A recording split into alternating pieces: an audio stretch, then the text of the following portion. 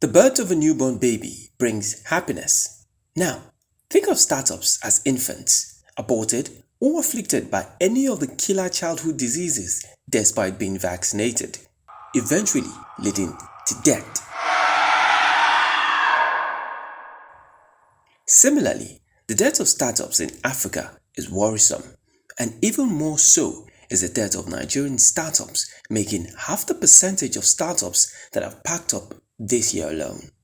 From Sandy, 54 Gene, Dash, Where is My Transport, Laserpay, Zumi, Zazu, Hitch, Okada Books, Pivo, Paxful, Wabi, Bundle, Vibra, Kipper, and Jumia Foods all closed shop. The dip in funding during the first half of 2023 can be partly attributed to global economic conditions, which have cast a long shadow over venture capital funding worldwide. However, the situation in Africa is complex, with various speculative reasons contributing to the startup shutdown scenario and a growing RIP list.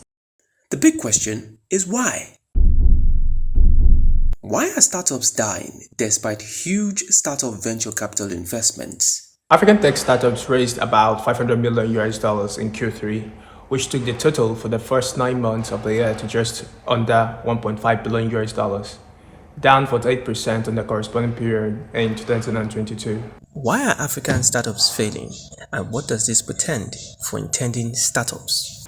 Sub-Saharan Africa faces unique challenges that impact the success of startups. Some article published on Medium in April 2023 outlines these challenges.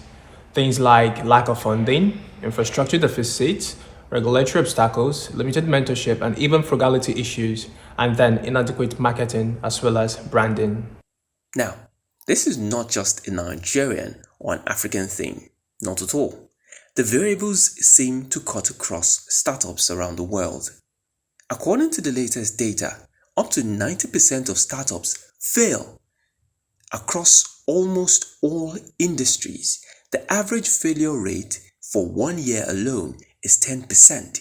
However, in years 2 through 5, a staggering 70% of new businesses will fail.